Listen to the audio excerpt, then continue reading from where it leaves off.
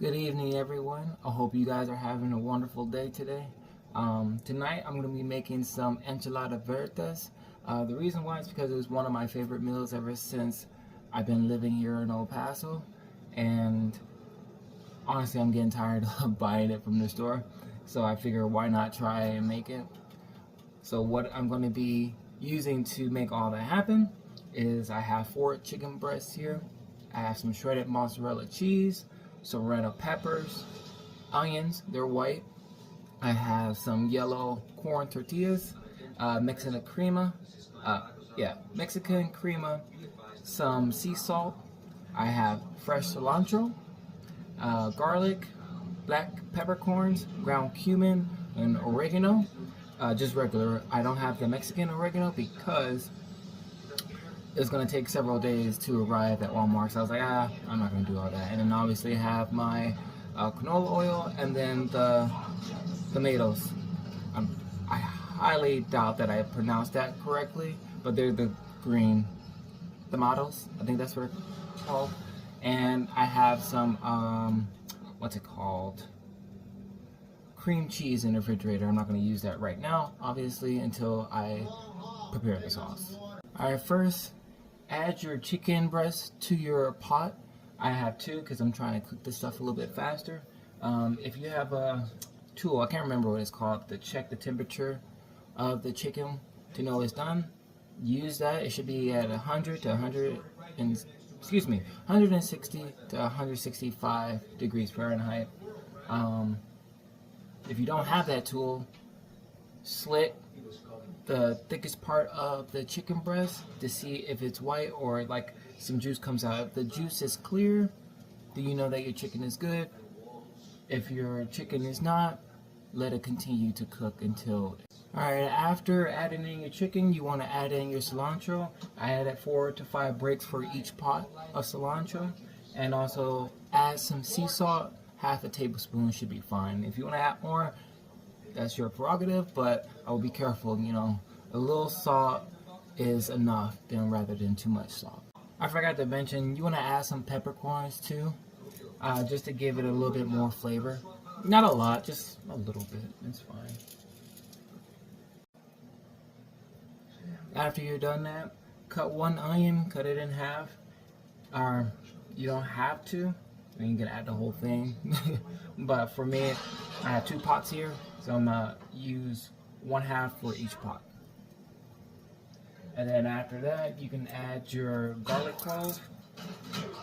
You can crush it a little bit to allow the juices to, I guess, formulate in the pot. Because what we're doing is we're making a broth. Alright, after your chicken is done cooking, you're going to take it out, put it on a plate, cover it up with aluminum foil so it doesn't get dry. Alright, after you separated your chicken breast from your chicken broth, you're going to cut your tomatillos. I hope I'm saying that right. If I'm not, just correct me if I'm wrong. And then we're going to cut those in half because I think they'll be a little bit easier to roast. And you're going to add your serrano peppers. If you have more onions, add more onions to roast them as well with some garlic. And this is in preparation for making your salsa verde. I think I said that right. I'm pretty sure. After you put them in the skillet, you're going to gently move them around. Get a nice coating of that oil, but also just make sure that they're roasted evenly, if that makes any sense. So once you get them roasted evenly, you're going to take them out. And then you take them out, we're going to blend it all together with our beef broth and extra things that I'm going to be adding.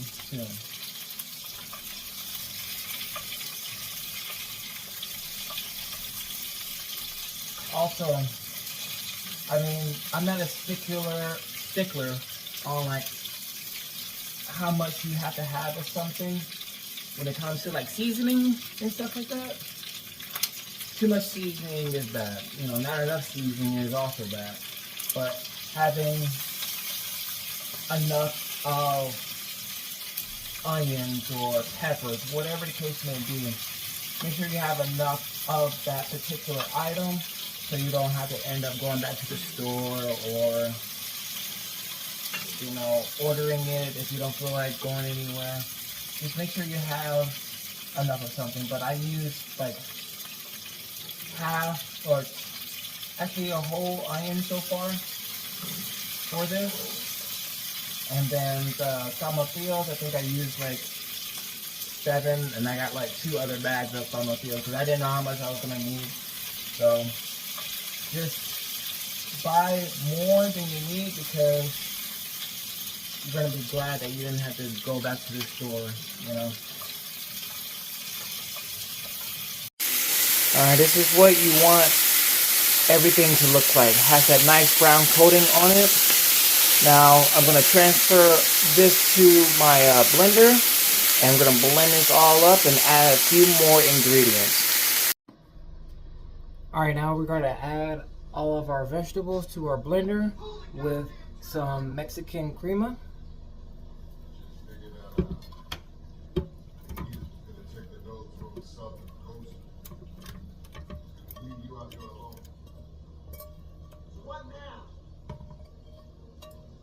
Ooh, that's hot.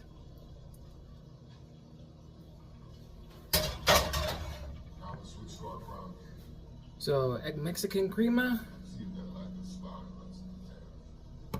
Like I said, you'll do this as you'll go. I really don't care about the specifics. I'm gonna add some cilantro as well. Actually, I'm gonna add some more. Make sure to wash your stuff as well. We're going to do about 2-3 ounces of cream cheese. Just cutting it. Okay, and after that, I'm going to add some oregano. Should be good there. Ground cumin. Chicken bouillon. I know I didn't mention this earlier, but you can add this as well. Just a little bit, not too much. And we're gonna add some of that chicken broth that I have.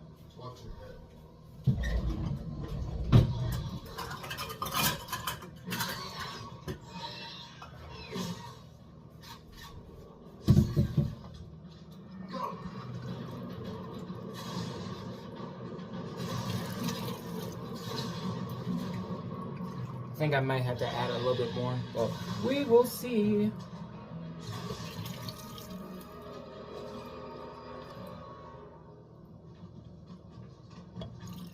I think that'll be good.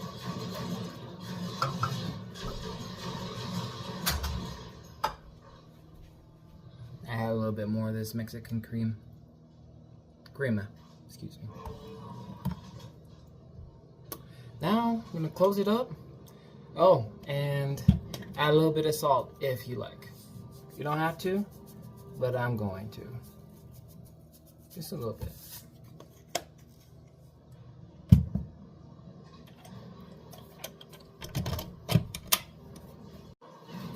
I'm glad I didn't continue, because this thing has some power to it. It was like shaking the entire counter. Good investment. I might add a little bit more of those tamales. I know I'm saying it a couple of different ways already, but I'm going to cut those up, roast them, and then hopefully it'll thicken it up, make it a little bit more green. Alright, after you've blended everything, you're going to get some butter, place it in a pot, and then you're going to pour that salsa into that same pot. Make sure the butter melts, and then stir it for a little bit, and then place it on the lowest setting, and then cover the lid until you're ready to use it. I'm going to fry my tortillas. Even though they are store-bought, I'm going to throw them in oil. If they're homemade, from what I've researched, you do not have to use oil. You can correct me if I'm wrong on that. I'm just going based off the information that I researched. I almost forgot, make sure to pull apart your chicken breast, because I was about to start frying the tortillas, and I was like, wait, I didn't pull apart my chicken. So make sure you do that, and also make sure it's easy for you to do it by hand. So like make sure you can squeeze it and just easily pull apart without any trouble. If you are having trouble, it means you cooked it for too long. Okay? But, and after you're done frying your tortillas, then you can start putting everything together. I'll show you what I do,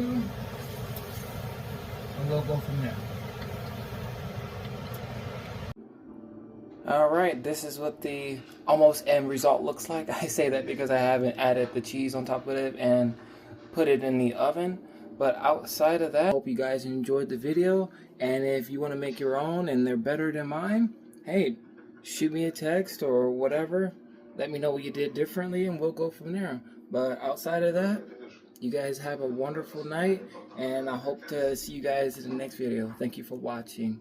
God bless.